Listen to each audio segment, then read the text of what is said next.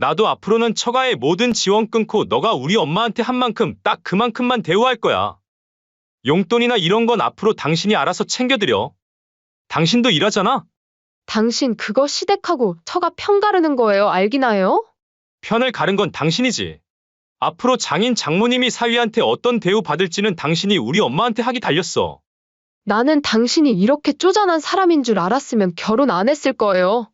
나도 당신이 친정만 챙기고 우리 엄마한테는 병원비도 못 주게 할 사람인 줄 알았으면 결혼 안 했을 거야. 심지어 매달 생활비도 가로채고 말이야. 이번 사연의 주인공은 66세 정미자 씨입니다. 그리고 그녀의 아들과 며느리에 관한 이야기입니다. 미자 씨는 서울 미아동에서 홀로 살아가고 있었습니다. 생계형 반찬 가게를 운영하며 하루하루를 버텨내고 있었죠. 남편과 사별한 지 15년 그녀는 혼자서 아들 이현석을 키워냈습니다. 남편이 갑작스런 심장마비로 쓰러졌을 때 현석이는 겨우 중학생이었습니다. 당시 가게 일도 해야 했고 집안일도 해야 했고 무엇보다 사춘기 아들을 잘 이끌어야 했습니다. 현석아, 엄마가 못 배운 게 아니야.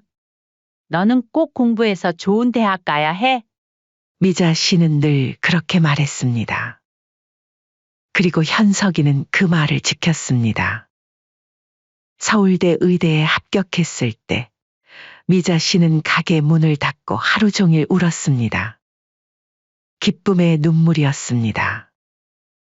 우리 아들 의사 됐어요. 손님들에게 자랑할 때마다 미자 씨의 얼굴은 환하게 빛났습니다. 그렇게 힘든 시간을 견뎌내고 현석이는 성공한 의사가 되었습니다. 미자 씨는 아들이 좋은 병원에 취직하고 결혼도 하고 자리를 잡는 모습을 보며 행복했습니다. 적어도 처음에는요. 아들 현석이는 몇 해 전 최유진이라는 여자와 결혼해 경기도 광교의 신축 아파트에서 살고 있었습니다. 처음에는 어머니 자주자주 찾아뵐게요라던 며느리였지만 어느 순간부터 연락은 뜸해졌고 만날 때도 형식적인 인사만 건네는 사이가 되었습니다. 집으로 돌아온 미자 씨는 달력을 바라보았습니다. 동그라미가 쳐진 날짜가 있었습니다. 바로 어제가 그녀의 생일이었죠. 전화도 문자도 오지 않은 하루였습니다. 또 잊었나 보다. 미자 씨의 전화기가 울렸습니다. 화면에는 아들 현석이라는 이름이 떠 있었습니다. 어머니, 생신 축하드려요. 어제 병원에 응급 환자가 와서 정신이 없었네요. 미안해요. 매번 이렇게 전화로만 안부 전하고 서운하시죠? 미자 씨는 고개를 끄덕였습니다. 실망했지만 티를 내고 싶지 않았습니다. 괜찮아. 바쁜 아들을 둔 엄마가 이런 건 이해해야지. 건강하니? 밥은 잘 먹고 다니고? 네, 잘 지내요. 그런데 엄마, 유진이는 연락 안 했어요? 미자 씨는 잠시 망설였습니다. 며느리로부터 온 문자는 어머니 건강하세요. 라는 짧은 한 줄이 전부였습니다. 그것도 자정이 거의 다 되어서야 왔었죠. 아, 유진이? 응, 문자 보냈어. 고마웠지. 전화를 끊은 후 미자 씨는 깊은 한숨을 내쉬었습니다. 가끔 TV에서 보면 며느리와 시어머니가 가족처럼 화목하게 지내는 모습이 나오곤 했습니다. 하지만 미자 씨에게는 그저 꿈 같은 이야기였습니다. 지난 설날 미자 씨는 아들 집에 초대받았습니다. 그날 처음 있었던 일은 아니었습니다. 며느리 유진이 친정에 급한 일이 생겼다며 시댁 방문을 취소한 것이었죠. 결국 미자 씨는 혼자 떡국을 끓여 먹었습니다. 현석아, 괜찮아. 급한 일이면 다녀와야지. 전화기 너머로 미안하다는 아들의 말에 미자 씨는 그렇게 대답했습니다. 그리고는 혼자 창밖의 달을 바라보며 한숨을 내쉬었습니다. 사실 비슷한 일은 여러 번 있었습니다. 미자 씨가 지난해 허리 수술을 받았을 때는 아들이 수술 전날 병문안을 왔습니다. 그리고 수술 다음 날에도 잠깐 들렀죠. 하지만 이번 기간 내내 붙어 있진 못했습니다.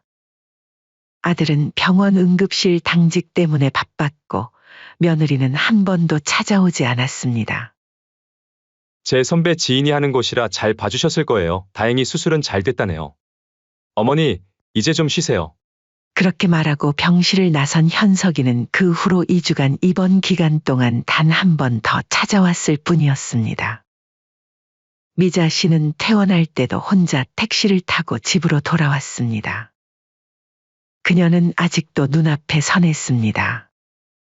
지난 추석 아들이 처가에 보낸 선물 세트들. 고급 한우, 명품 화장품까지. 반면 미자 씨에게는 시중에 파는 평범한 추석 선물 세트 하나였습니다. 그것도 배달원이 가져다 준 것이었죠. 현서가 사돈어른 생신 잘 챙겨드렸어? 미자 씨는 문득 지난달 통화에서 아들이 했던 말을 기억해냈습니다. 골프채 선물해드렸어요. 유진이가 고르긴 했지만 거의 200만 원 들었어요.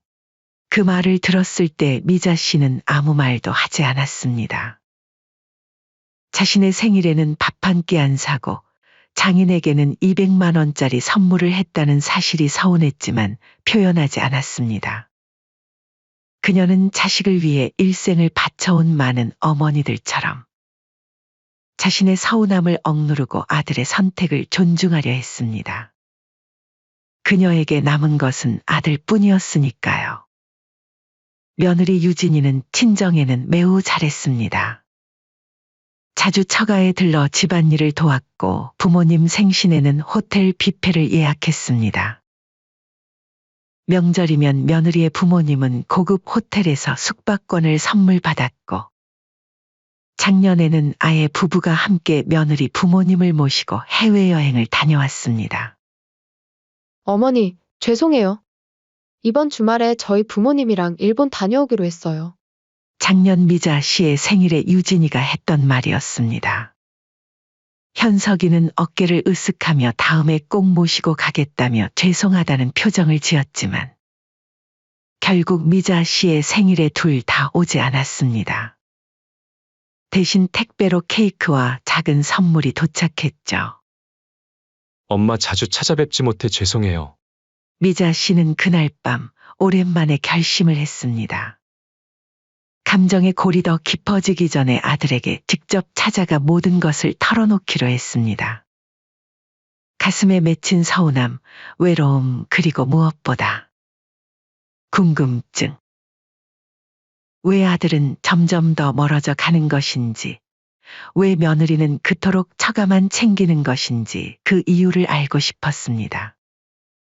이튿날 미자 씨는 오랜만에 아들 집을 찾았습니다.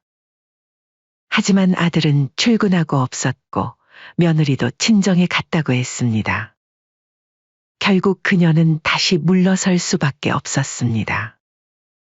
모처럼 다 내려놓고 말해보려 했던 그 마음이 또 다시 접혀 가슴속에 묻혔습니다. 엄마, 오늘 저녁에 찾아뵐게요. 아들 현석의 문자를 받은 것은 퇴근 무렵이었습니다. 미자 씨는 반찬 가게 문을 닫고 집으로 향했습니다. 집 앞에 도착하니 현석이 벌써 와 있었습니다. 어머니, 제가 살 좀 빠진 것 같죠? 요즘 병원이 바빠서. 미자 씨는 그제야 아들의 얼굴을 제대로 보았습니다. 얼마나 바쁜 생활을 하는지 눈밑이 거뭇했고 볼은 홀쭉해졌습니다. 현서가 엄마 할 말이 있어? 두 사람은 소파에 마주 앉았습니다. 미자 씨는 그동안 가슴에 묻어두었던 서운함을 하나씩 꺼내기 시작했습니다. 현서가 말을 할까 말까 고민 많이 했는데 요즘 너한테 많이 서운하단다. 네? 갑자기 무슨 말씀이세요? 너도 결혼하고 나서부터 많이 변했어. 처가엔 자주 가면서 엄마한텐 명절에도 안 오고. 현석의 눈이 동그래졌습니다. 어머니, 그게 아니라 저는 아니, 내 말 좀 들어봐. 네가 결혼해서 행복하면 그걸로 됐다고 생각했어. 하지만 요즘은 엄마가 정말 너무 외로워. 너희 처가는 비싼 선물에 해외여행에 나는 케이크 하나로 생일을 대신하고 현석이 미자 씨의 말을 끊었습니다. 어머니, 그게 아니에요. 제가 어머니 생일에 선물 안 드린 게 아니라 알아. 바쁘니까? 근데 내가 허리 수술할 때도 네가 얼마나 왔었니? 반면에 장모님이 감기 걸렸을 땐 바로 달려갔다며? 현석의 표정이 심각해졌습니다. 엄마, 제가 그동안 매달 생활비도 보내드리고 수술비도 다 드렸는데 그래도 아직 부족하신 거예요? 이번엔 미자 씨가 놀랐습니다. 뭐라고? 생활비? 언제 생활비를 줬다고 그러니? 공기가 얼어붙는 것 같았습니다. 현석의 얼굴에는 당혹감이 역력했습니다. 제가 매달 유진이 통해서 80만 원씩 생활비를 보내드렸는데 못 받으신 거예요? 미자 씨는 고개를 절레절레 저었습니다. 아니, 내가 언제 그런 돈을 받아봤다고 그래? 매달 반찬 가게 운영해서 번 돈으로 살았지. 현석의 얼굴이 점점 창백해졌습니다. 혹시 작년 허리 수술비 900만 원도 못 받으셨어요? 미자 씨의 눈이 커졌습니다. 900만 원? 무슨 소리야? 내 돈으로 수술비 다 냈는데? 그 말을 들은 현석의 손이 떨리기 시작했습니다. 그는 휴대폰을 꺼내 뭔가를 확인하더니 말을 잇지 못했습니다. 그의 눈에 눈물이 고였죠. 현서가 무슨 일이야? 왜 그래? 제가 어머니 생활비랑 수술비를 유진이한테 맡겼어요. 어머니와 유진이가 더 가까워졌으면 좋겠다고 생각해서. 미자 씨는 상황을 이해하기 시작했습니다. 현석이 계속 말을 이었습니다. 제가 직접 드리는 것보다 유진이가 챙겨드리면 엄마랑 며느리 사이가 더 친해질 거라고 생각했어요. 그래서 모든 돈을 유진이한테 직접 주라고 맡겼는데 미자 씨는 말문이 막혔습니다. 아들이 그런 생각으로 행동했다는 것이 너무나 뜻밖이었습니다. 현서가. 그럼 내가 한 번도 받지 못한 그 돈들은 유진이가 알았다면서 어머니께 직접 전해드리겠다고 했어요. 매달 생활비도 수술비도요. 둘 사이에 무거운 침묵이 내려앉았습니다. 미자 씨는 이제야 모든 것이 이해가 됐습니다. 아들은 늘 엄마를 생각하고 있었습니다. 단지 그 마음이 자신에게 전해지지 않았을 뿐이었습니다. 그럼 장인어른 피부과 등록해 준 것도 피부과도 등록해드리고 해외여행도 보내드리면서 엄마한테도 똑같이 해줬다 생각했거든요. 유진이가 다 전해줬을 거라고요. 제가 중간다리 역할을 하려고 했어요. 유진이가 어머니께 잘하면 서로 사이가 좋아질 거라 생각했거든요. 그때 현석의 휴대폰이 울렸습니다. 화면에는 유진이라는 이름이 떠 있었습니다. 현석은 전화를 받았습니다. 여보, 나 지금 어머니 댁이야. 잠시 침묵이 이어졌습니다. 응, 알았어. 지금 갈게. 전화를 끊은 현석은 미자 씨를 바라보았습니다. 어머니, 저 지금 가봐야 할 것 같아요. 유진이랑 얘기 좀 해봐야 될 것 같아요. 미자 씨는 고개를 끄덕였습니다. 그래, 가봐. 오늘 많은 얘기했으니 이제 좀 정리가 필요할 것 같구나. 현석은 일어서며 미자 씨의 손을 꼭 잡았습니다. 그동안 많이 서운하셨죠? 일단 내일 다시 올게요. 그때 제대로 이야기해요.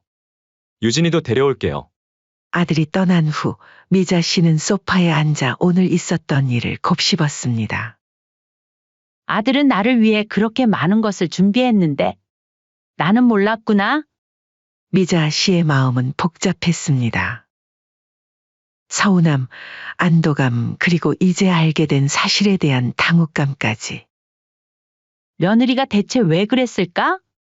며느리가 왜 그토록 자신을 멀리했는지, 왜 아들이 준 돈을 전하지 않았는지 의문이 들었습니다. 다음 날 오전 미자 씨는 미리 예약해둔 큰 병원에서 건강검진을 받기로 했습니다. 정기적으로 허리 상태를 확인해야 했기 때문이었죠. 검진을 마친 후 미자 씨는 잠시 망설였습니다. 아들의 집은 이 병원에서 그리 멀지 않았습니다. 지난밤의 대화가 마음에 걸렸고 혹시 유진이를 만날 수 있을까 하는 생각이 들었습니다. 아들이 저녁에 데려온다고는 했지만 애기도 할 겸 미리 가서 점심이라도 같이 먹으면 어떨까? 미자 씨는 용기를 내어 아들의 아파트로 향했습니다. 광교의 높은 아파트 단지에 도착해 엘리베이터를 타고 32층으로 올라갔습니다. 문 앞에 서서 잠시 망설이다 초인종을 눌렀습니다. 누구세요? 인터폰 너머로 며느리 유진의 목소리가 들렸습니다. 유진아, 나야. 잠시 침묵이 흘렀습니다. 그리고 문이 열렸습니다. 문 앞에 선 유진은 놀란 표정이었죠. 어머님. 갑자기 웬일이세요? 미리 연락 주셨으면. 미자 씨는 어색하게 웃었습니다. 마침 근처 병원에 볼 일이 있어서 점심이나 같이 먹을까 해서. 유진의 표정이 굳어졌습니다. 오늘은 좀 곤란한데요. 애도 자고 있고 집도 정리가 안 돼서. 그리고 기분도 별로 좋지 않아서 그냥 돌아가시면 안 될까요? 그래? 그럼 어쩔 수 없지. 그럼 저녁에 보자. 문이 닫히는 소리와 함께 미자 씨의 가슴도 무겁게 닫혔습니다. 현관문 앞에 선 채로 한참을 그대로 서 있었습니다. 발걸음을 떼기가 힘들었습니다. 결국 그녀는 아들의 집에 들어가지도 못한 채 돌아서야 했습니다. 어제 현석이와 했던 그 대화가 꿈은 아니었겠지? 며느리의 차가운 반응에 미자 씨는 혼란스러웠습니다. 어제 아들이 말한 것처럼 유진이 정말 그런 짓을 했다면 오늘 이렇게 대하는 이유는 무엇일까요? 미자 씨는 집으로 돌아와 오후 내내 멍하니 앉아 있었습니다. 저녁 시간이 가까워오자 현석에게서 전화가 왔습니다. 엄마, 저희 아까 출발했어요. 30분 후에 도착할 것 같아요. 그래, 알았다. 미자 씨는 서둘러 저녁 준비를 했습니다. 간단한 반찬 몇 가지와 미역국을 준비했습니다. 그리고 거실을 정리하고 옷도 갈아입었습니다. 초인종 소리가 울렸습니다. 문을 열자 현석과 유진이 서 있었습니다. 아들 현석의 표정은 굳어 있었고 며느리 유진은 어색하게 서 있었습니다. 들어오거라. 세 사람은 거실 소파에 앉았습니다. 어색한 침묵이 흘렀습니다. 아들 현석이 먼저 입을 열었습니다. 오늘 엄마 우리 집에 오셨다면서요? 미자 씨는 고개를 끄덕였습니다. 응, 병원 갔다가 근처를 지나게 되어서 점심이나 같이 먹을까 했지. 현석은 유진을 바라보았습니다.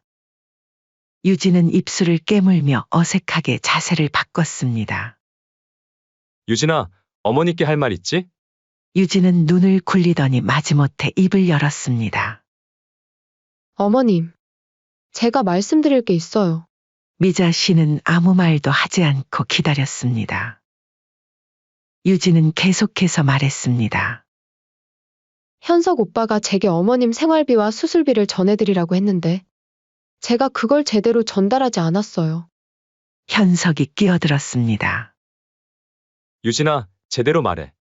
전달하지 않은 게 아니라 아예 주지 않았잖아. 그래요. 안 줬어요. 근데 그게 뭐 어떤데요? 아들 현석은 놀란 표정이었습니다. 유진아, 지금 뭐 하는 거야? 오빠, 내가 왜 매번 시어머니 심부름꾼이 되어야 하는데요? 그깟 돈 몇 푼 내가 쓴 게 그렇게 아까워요? 어제부터 그걸로 들들 볶기나 하고. 미자 씨는 충격을 받았습니다. 이런 반응은 전혀 예상하지 못했습니다. 유진아, 그건 어머니께 드리라고 내가 준 돈이야. 내가 언제 당신 돈 필요하다 할 때 안 준 적 있어? 엄마랑 당신 좀 가까이 지내게 하려고 일부러 전해준 건데. 그래서요? 오빠가 직접 주면 되잖아요. 왜 나한테 맡겨요? 내가 해야 할 일이 그것만 있는 것도 아니고. 그렇게 불편한 일이었으면 미리 말하지 그랬어. 미자 씨가 끼어들었습니다. 유진아, 그렇게 생각한다면 현석이한테 그렇게 말했어야지. 왜 돈을 전해주겠다고 해놓고 전달하지 않은 거야? 유진은 어깨를 으쓱했습니다. 처음엔 깜빡했어요. 근데 나중에는 솔직히 왜 이런 돈을 들여야 하는지 이해가 안 됐어요. 어머님, 반찬 가게도 하시고 수입이 있잖아요. 왜 계속 용돈을 받아야 하는지. 현석의 얼굴이 붉어졌습니다. 유진아, 그게 무슨 소리야? 엄마가 그 돈 벌려고 얼마나 힘들게 일하는데. 그건 어머님의 선택이잖아요. 왜 우리가 매달 돈을 부담해야 하는지 모르겠다는 거예요. 내가 장인 장모님한테 안 드리고 엄마한테만 줬으면 몰라도 그렇게 말하는 건 좀 아니지 않아? 장모님한테 드릴 때는 아무 말도 안 하더니 왜 이제 와서 그러는 건지 모르겠네? 그리고 솔직히 어머님이 불편해요. 현석은 더 이상 참지 못하고 소리쳤습니다. 유진아, 지금 내가 하는 말 들어봐. 엄마가 나를 키우기 위해 평생을 희생하셨어. 난 900만 원의 수술비뿐만 아니라 9천, 9억이라도 드릴 수 있어. 그리고 돈이 중요한 게 아니고 마음인 거잖아? 유진은 코웃음을 쳤습니다. 그런 돈이면 친정에나 보내지. 현석의 눈이 커졌습니다. 방금 뭐라고 했어? 아니, 그냥 말해봐. 방금 뭐라고 했어? 현석은 탁자 위에 노트북을 열었습니다. 빠르게 뭔가를 탐색하더니 화면을 유진에게 보여주었습니다. 이거 뭐야? 내가 어머니 드리라고 준 돈으로 내 부모님한테 보낸 내역이잖아? 이걸로도 부족하다는 거야? 유진의 얼굴이 창백해졌습니다. 아니, 그렇잖아요. 그래도 의사 사위를 뒀는데 그 정도는 받을 수 있다 생각했지. 현석은 계속해서 화면을 넘겼습니다. 골프채 200만 원, 피부과 회원권 연 200만 원, 해외여행 300만 원. 미자 씨는 충격으로 말을 잃었습니다. 상황이 생각보다 훨씬 심각했습니다. 현석이 벌떡 일어섰습니다. 그의 목소리는 차갑고 단호했습니다. 유진아, 지금 내가 한 짓이 어떤 건지 알아? 이건 횡령이야. 다른 사람 돈을 가로채서 자기 마음대로 쓴 거라고. 오빠, 그렇게 말하면 섭섭하지. 우리 부부잖아요. 어떻게 다른 사람 돈이야? 현석은 한 번도 보지 못한 단호한 표정으로 유진을 바라보았습니다. 유진아, 넌 내 부모님만 챙기면서 내 어머니는 무시했어. 그것도 내가 어머니께 드리라고 준 돈을 가로채서. 내가 그동안 오해를 했던 것 같아. 내 부모에게 잘하는 사람이 남의 부모에게도 잘하는 법이라 생각해서 그동안 처가에 잘해줬던 건데. 나도 앞으로는 처가의 모든 지원 끊고 너가 한 만큼만 대우할 거야. 용돈이나 이런 건 앞으로 당신이 알아서 챙겨드려. 당신도 일하잖아? 당신 그거 시댁하고 처가 편 가르는 거예요. 알기나 해요? 편을 가른 건 당신이지. 앞으로 장인 장모님이 사위한테 어떤 대우 받을지는 당신이 우리 엄마한테 하기 달렸어. 나는 당신이 이렇게 쪼잔한 사람이었으면 결혼 안 했을 거예요. 나도 당신이 친정만 챙기고 우리 엄마한테는 병원비도 못 주게 할 사람이었으면 결혼 안 했을 거야. 심지어 매달 생활비도 가로채고 말이야. 미자 씨는 아들의 단호한 모습에 놀랐습니다. 한 번도 보지 못한 강한 모습이었습니다. 현석아, 진정해. 아니에요, 엄마. 이건 진정할 문제가 아니에요. 우리 가족을 무시했는데 어떻게 제가 진정하겠어요? 그 순간 며느리는 울음을 터뜨렸습니다. 오빠, 나한테 지금 화내는 거예요? 내가 얼마나 열심히 오빠 뒷바라지 했는데. 현석은 고개를 저었습니다. 뒷바라지. 내가 한 건 뭐야? 내가 준 돈으로 내 부모님만 챙기면서 어머니는 외롭게 내버려두고. 며느리는 자신의 가방을 집어들었습니다. 어머니랑 당신이 한 편 먹고 나한테 뭐라고 하는 게 맞다고 생각해요? 난 이제 못 참겠어요. 친정에 갈래요. 유진은 울며 문을 쾅 닫고 나갔습니다. 집에는 미자 씨와 현석만 남았습니다. 현석아, 어머니, 정말 죄송해요. 제가 다 확인했어야 했는데. 미자 씨는 아들의 손을 잡았습니다. 괜찮아. 지금이라도 알게 됐으니까. 현석의 눈에는 결연한 의지가 서려 있었습니다. 어머니, 이제부터는 제가 직접 챙겨드릴게요. 그동안 어머니가 얼마나 외로우셨을지 생각하면. 미자 씨는 아들의 손을 꼭 잡았습니다. 현석아, 나는 네가 그런 마음이었다는 걸 알게 되어 기뻐. 그 마음만으로도 충분해. 내가 아들한테 돈을 바라겠니? 이제 됐다. 이제부터는 절대 유진이한테 맡기지 않고 제가 직접 드릴게요. 마음이라도 고맙다. 어머니, 제가 감사해야죠. 어머니가 아니었으면 지금의 제가 없었을 거예요. 두 사람은 오랜만에 마음을 터놓고 대화를 나눴습니다. 그동안의 오해와 서운함이 눈 녹듯 사라지는 느낌이었습니다. 그렇게 시간이 흘러 아들은 어머니를 조용히 찾아갔습니다. 엄마, 맨날 일만 하시고 여행도 한 번 못 가셨죠? 이번엔 제가 모실게요. 그리고는 약속대로 전북 부안의 한옥 고택을 예약해 2박 3일 효도 여행을 떠났습니다. 푸른 바다가 보이는 전통 한옥에서 모자는 오랜만에 단둘이 시간을 보냈습니다. 첫날 저녁 바다를 바라보며 마주 앉은 두 사람.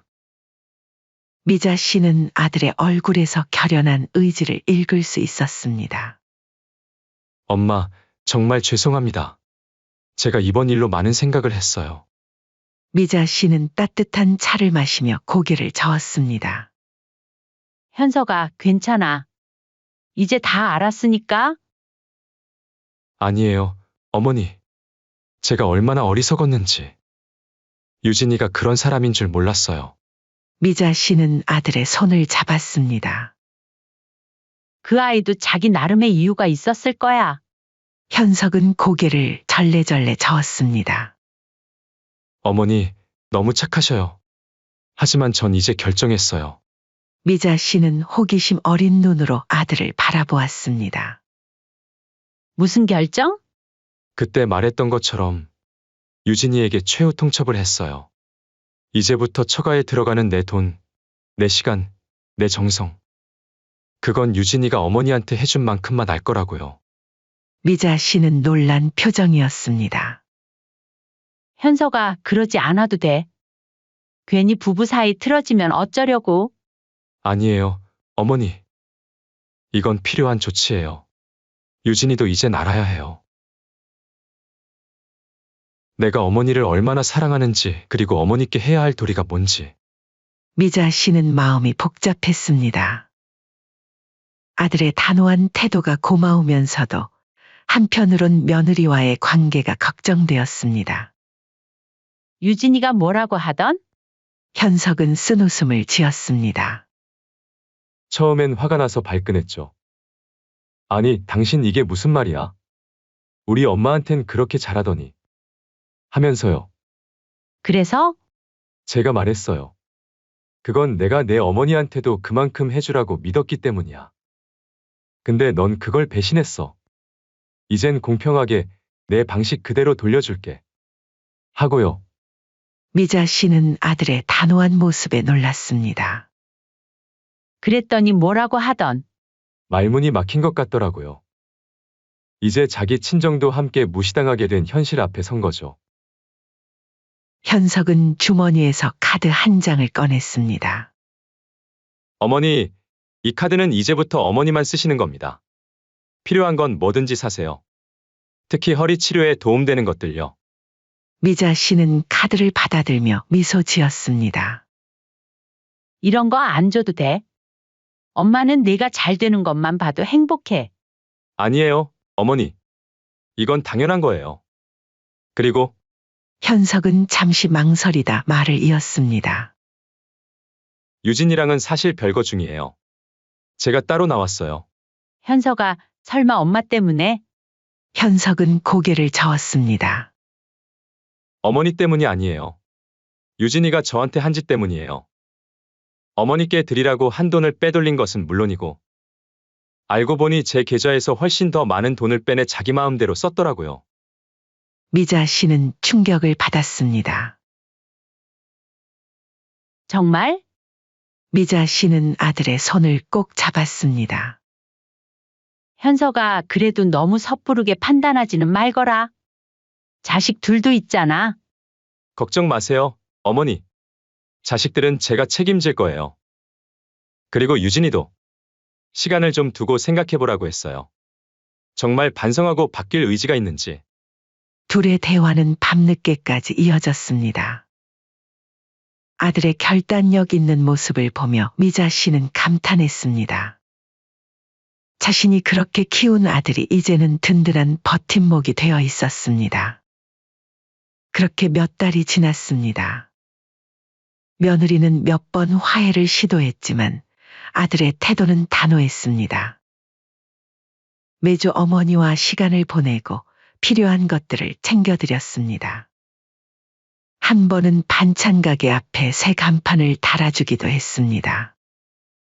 현서가 이런 거 안 해도 된다니까? 어머니, 이제부터는 제가 다 챙길 거예요. 중간다리 같은 거 안 해요. 앞으로 어머니 일은 제가 나서서 할 거예요. 어느 주말 현석은 재래시장에서 산 반찬 몇 가지를 사서 어머니 집 냉장고에 채웠습니다. 어머니, 이제 반찬 가게 그만두세요. 제가 모실게요. 미자 씨는 고개를 저었습니다. 아니야, 이 일이 내 낙이야. 그리고 아직은 충분히 할 수 있어. 현석은 미소 지었습니다. 알았어요. 하지만 몸 힘들면 언제든지 말씀하세요. 제가 책임질게요. 미자 씨는 더 이상 외롭지 않았습니다. 중간에서 일부러 전달되지 않던 그 사랑이 이제는 직접 그녀에게 도달하고 있었으니까요. 그날 밤 미자 씨는 오랜만에 편안한 잠을 잤습니다.